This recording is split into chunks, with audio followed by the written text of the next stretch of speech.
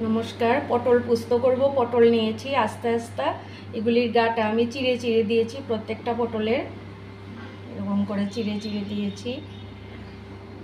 আর পোস্ত নিয়েছি কাজু বাদাম নিয়েছি কাজু বাদাম আর পোস্ত আমি পেস্ট করে নেব আর এদিকে পনির নিয়েছি আলু পনির করব এটা আলাদা করব আলু পনিরের জন্য মশলা নিয়েছি জিরে গুঁড়ো ধনে গুঁড়ো হলুদ গুঁড়ো লঙ্কা গুঁড়ো আর ফোড়নের জন্য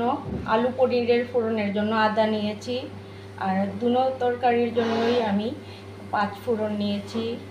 কাঁচা লঙ্কা শুকনো লঙ্কা তেজপাতা নিয়েছি এটা দিয়ে করব দেখুন পটলটা নুন হলুদ মেখে রাখছি পনিরে হলুদ দিয়ে দিচ্ছি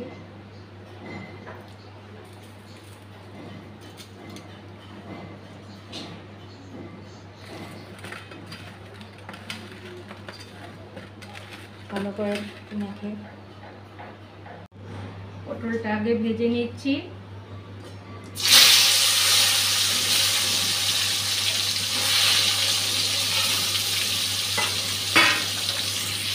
পনিরের মশলাটা গুলে রাখছি আর এদিকে ভাজা হয়ে গেছে পটলগুলা তুলে নিচ্ছি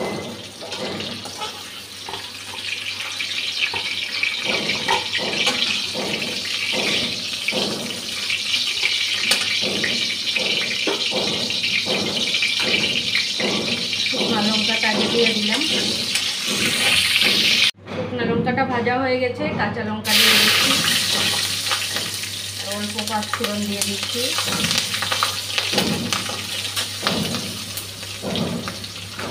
এখন কাজু বাদাম বাটা আর পোস্ত বাটাটা দিয়ে দিচ্ছি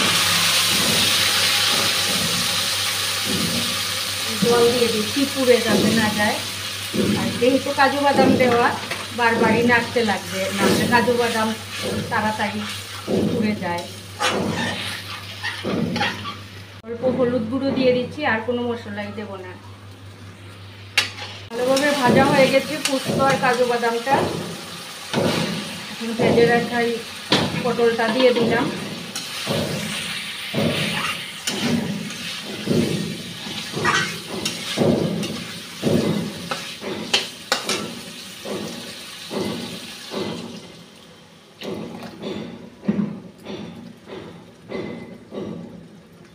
নুনটা দিয়ে দিচ্ছি একটু সময় ঢাকা দিয়ে রাখবো আলুটা ভাজতে দিয়ে দিচ্ছি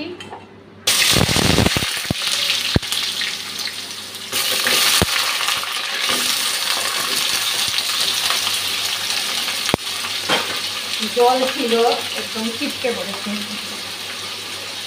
হলুদ দিয়ে দিলাম আর নুন দিয়ে ভেজে পনিরটা ভাজতে দিয়ে দিচ্ছি বেশি ভাজবো না অল্প ভেজে তুলে নেব শুকনো লঙ্কাটা ভাজা হয়ে গেছে এলাচ দারচিনিটা দিয়ে দিচ্ছি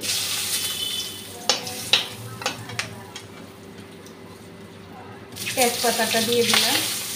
কাঁচা লঙ্কা দিয়ে দিলাম 5 ফোড়নটাও দিয়ে দিলাম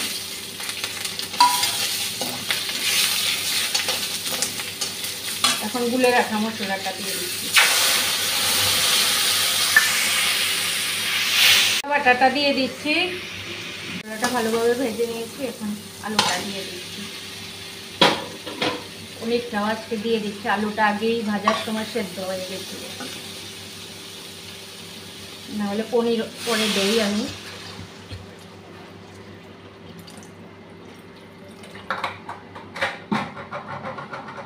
একটু ঝুলঝুলি করবো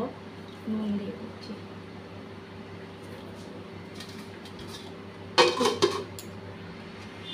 পটল পোস্ত আর পনির আলু তরকারি আমার এই সাধারণ রান্নাগুলি যদি আপনাদের ভালো লেগে থাকে তাহলে আপনারা আমার ফেসবুক পেজটি ফলো করবেন আর কেউ যদি ইউটিউব থেকে দেখে থাকেন তাহলে আমার ইউটিউব চ্যানেলটি সাবস্ক্রাইব করবেন